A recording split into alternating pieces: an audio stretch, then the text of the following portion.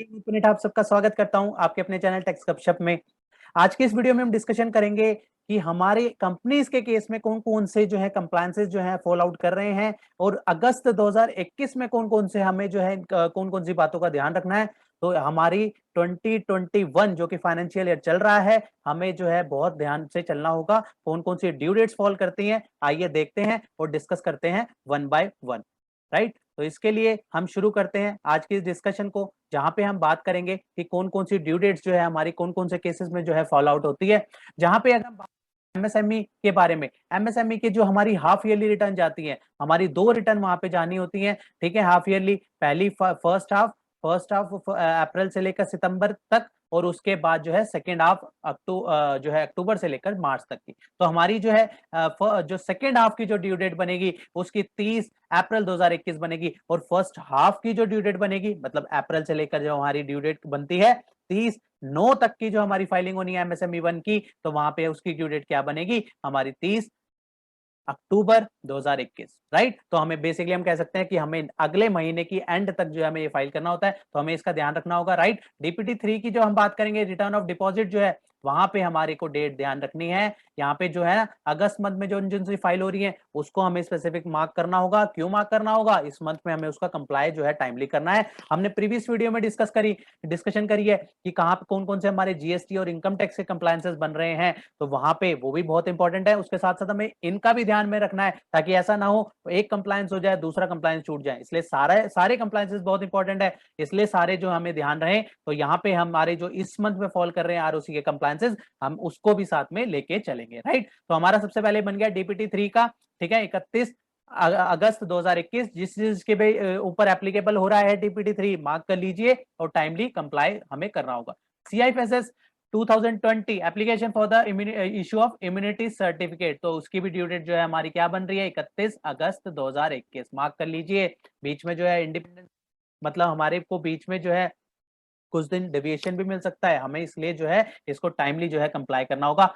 PS6 जो है to be filed by the unlisted public company for the reconciliation of the share capital audit report on the half yearly basis, तो यहाँ पे हमारी due date क्या बनती है, जो है यहाँ पे हमारी ड्यू डेट बन जाती है 31 अगस्त 2021, इसलिए यहाँ पे इसको भी जो है यहाँ पे मैं मार्क कर रहा हूँ। ये वाली अभी हमारे पास ड्यू डेट में टाइम है, जहां पे इंपॉर्टेंट ड्यू डेट है वहां पे हम साथ में मार्किंग करके चलेंगे। राइट, LLP 11, तो की एनुअल रिटर्न LLP की कब तक जानी है, 31 अगस्त 2021। अभी इस डिस्कशन का मुद्दा क्यों उठा, क्यों जरूरी है फाइनेंशियल ईयर 21-22 की सारी डिस्कशन करनी जरूरी इसलिए हो रही है क्योंकि यहाँ पे काफी सारी ड्यू डेट जो है हमारी इस मंथ में अगस्त 2021 में फॉल कर रही है, इसलिए ये चर्चा बहुत जरूरी हमारे लिए हो जाती है। इसलिए हम बाकी भी डिस्कशन कर ले रहे हैं, लेकिन साथ में जो सी इंपॉर्टेंट है वो मार्क करके चल रहे हैं। और आप भी प्लीज मार्क कर लीजिए, ताकि आपके केसेस में जो से कंप्लायंस में से फॉल हो रहे हैं वो साथ साथ मार्क होके चले और कोई भी कंप्लायंस जो है छूटे नहीं। राइट,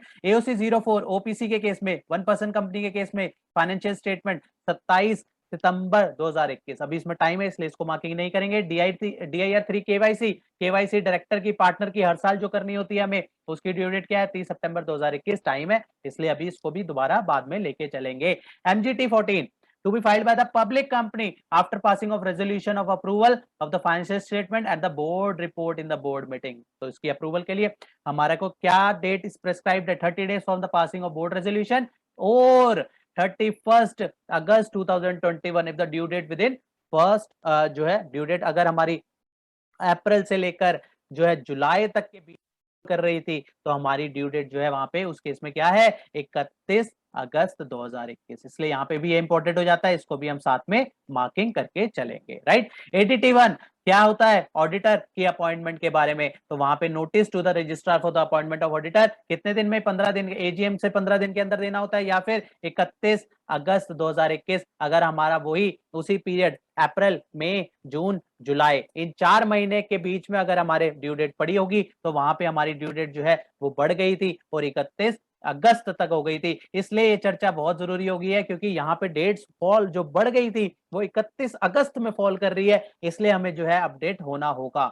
AOC 4 चाहे हमारा नॉर्मल वाला जाना है चाहे SBRL जाना है, तो उसकी क्या है, फाइनेंशियल स्टेटमेंट जिसमें जानी होती है वो भी 30 दिन ऑफ द एजीएम, या फिर 31/8। यहाँ पे भी वही 4 महीने के बीच में, अप्रैल मई जून जुलाई के बीच में अगर फॉल कर रही थी तो यहाँ पे भी ड्यू डेट जो है हमारी 31 अगस्त 2021 जो है बन के आएगी। MGT 7 एनुअल रिटर्न जो फाइल करनी है 60 दिन फ्रॉम द एजीएम, या फिर यहाँ पे भी 31/8/2021 इसी मंथ में फाइल करनी है। ध्यान रखें, ये जो अगर हमारी ड्यू डेट अप्रैल से लेकर अप्रैल मई जून जुलाई के पीरियड में थी, वहां पे अगस्त जो है हमारी ड्यू डेट बन के आती है। LLP 8 के बारे में अगर हम बात करें तो वहां पे statement of accounts and solvency के केस में 30 अक्टूबर 2021 है। तो अभी ये टाइम है, इसलिए इसकी अभी डिस्कशन जरूरी नहीं है। और साथ में MGT 7 OPC के केस में एनुअल रिटर्न जो भी जानी है वो भी 28 नवंबर टाइम है।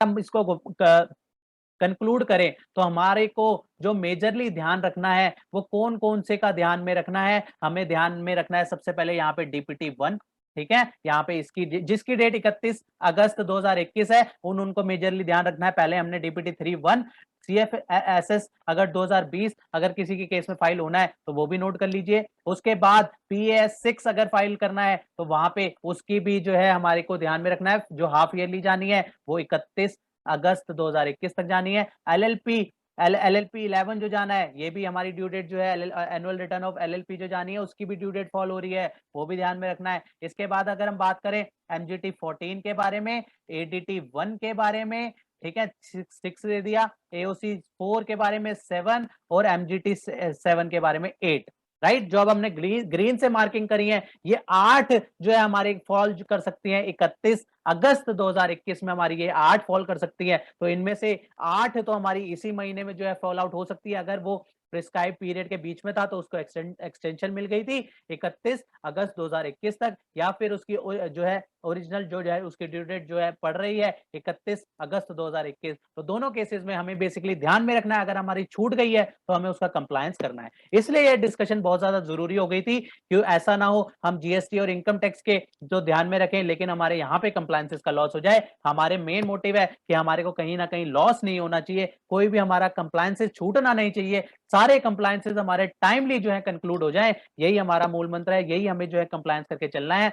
तो इसलिए जो है सारी चीजें जो है 1 बाय 1 हमने समअप कर ली है। आपने अगर प्रीवियस वीडियो जहां पे हमने इनकम टैक्स और GST की डिस्कशन करी है अगस्त मंथ की ड्यू डेट के बारे में, अगर आपने वो रेफर नहीं करी है तो इस वीडियो के लास्ट में उसका लिंक डाल दिया गया है, तो आप उस वीडियो में क्लिक करेंगे और वहां पे आपको वो सारी ड्यू डेट जो है मिल जाएंगी। प्लीज आप अपने केस में जरूर कौन कौन सी ड्यू डेट्स आपकी फॉल कर रही हैं और उसका कंप्लायंट जो है टाइमली कर लीजिए। अदरवाइज कॉन्सिक्वेंसेस आप भी जानते हैं, हम भी जानते हैं, इनकम टैक्स में क्या क्या फेस आउट हो रहे हैं प्रॉब्लम्स, वो आप भी जानते हैं, हम भी जानते हैं, हम साथ साथ डिस्कशन करते हुए चल रहे हैं रेगुलर बेसिस पे। तो इसलिए अगर आपने चैनल सब्सक्राइब नहीं किया तो प्लीज सब्सक्राइब जरूर कीजिए और बेल आइकन जरूर दबाइएगा, ताकि जैसे ही कोई अपडेट डालें तो आपको आप और हम जो है उसी टाइम जो है कनेक्ट आपस में हो सके, राइट। तो इसीलिए तो आज की इस डिस्कशन को यहीं पे स्टॉप करते हैं, मिलते हैं फिर नेक्स्ट वीडियो में नेक्स्ट टॉपिक के साथ। टिल देन बाय बाय, जय हिंद जय भारत।